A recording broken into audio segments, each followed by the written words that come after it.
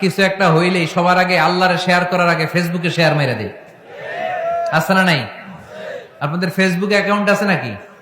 কার কার আছে দেখি। মাঝে মাঝে আল্লাহ আমাদেরকে দুঃখ কষ্ট দিয়ে পরীক্ষা করতে চান, এগুলো আমাদের জন্য খারাপ নয়। এই দুঃখ কষ্ট বিপদ আমাদের কোমরকে সোজা করে, আমাদের পায়ের মাটিকে শক্ত করে। চিল্লায় বলেন ঠিক কিনা? প্রতিকূল পরিবেশে কিভাবে বাঁচতে হয় এই দুঃখ কষ্ট আমাদেরকে শিখায়।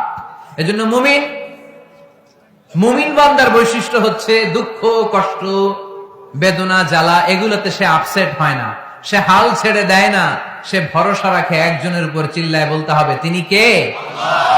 কারণ মুমিন জানে রাত্রি যত গভীর হয় অন্ধকার তমানিসা ভেদ করে সুবহে সাদিক হয়। মুমিন জানে গর্ভবতী নারীর পেটের ব্যথা যেই দিন বাড়তে থাকে ওই দিনই নতুন মেহমান আগমনের সময় ঘনাতে থাকে। মুমিন জানে তার জীবনে দুঃখ কষ্ট বিপদ যত বাড়তে থাকে সুখের দিন কাছে আসতে থাকে। এজন্য মুমিনের হারাবার কিছু নেই। ইন্না মাআল উসরি ইউসরা, ইন্না মাআল উসরি ইউসরা। নবী হে, কষ্টের পরেই আছে আনন্দ, দুঃখের পরেই আছে সুখ। আপনি সমস্যায় পড়েছেন, ওই সমস্যার সমাধানও আছে না নাই?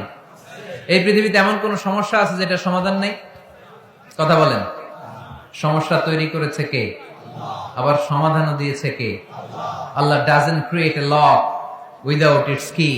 আল্লাহ কখনো চাবি না বানাইয়া ওইটার তালা বানায় নাই। কথা কন। তালাও যেহেতু আছে ওই তালার চাবিও বানিয়েছে কে?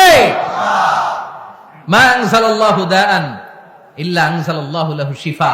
আল্লাহ দুনিয়ায় এমন কোন রোগ পাঠায় নাই যেই রোগের ঔষধ বানায় নাই, এমন কোন রোগ নাজিল করে নাই যেই রোগের কোন চিকিৎসা বানায় নাই, হয়তো সেটা আবিষ্কার হয় নাই। অনেকে ক্যান্সারের কথা বলতে পারেন যে হুজুর ক্যান্সার এমন রোগ, এই ক্যান্সার তার নাই কোনো অ্যান্সার, কিন্তু বিজ্ঞানীরা বলতেছে এটারও অ্যান্সার আবিষ্কৃত হচ্ছে। সুবহানাল্লাহ কইবেন না? কিছু কিছু ক্ষেত্রে হয়েও গিয়েছে।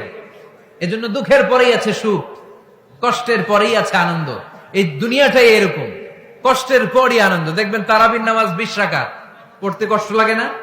কোমরে ব্যথা, হাঁটুতে ব্যথা, কিন্তু 20টা রাকাত যখন শেষ করে মসজিদ থেকে বের হই একটা আনন্দ আছে না নাই? কষ্ট করে পরীক্ষার জন্য প্রিপারেশন নিলেন আপনি কয়েক মাস, কিন্তু ফলাফল যখন ভালো হয় তখন একটা আনন্দ আছে না নাই? সারাদিন রোজা রাখলেন রমজানে, কি কষ্ট, তৃষ্ণায় গলা ফেটে যায়, কিন্তু ইফতারির সময় যখন রুহাবজা শরবতটা খাই কেমন লাগে? একটা আনন্দ আছে না নাই? এজন্য আল্লাহ বললেন فَإِنَّ مَعَ الْعُسْرِ يُسْرًا إِنَّ مَعَ الْعُسْرِ يُسْرًا।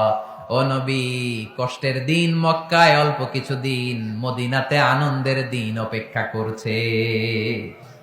আমাদের জীবনে যদি দুঃখ কষ্ট আসে আমরা ধৈর্য ধরবো, তাওয়াক্কুল করবো একজনের উপর, তিনি কে?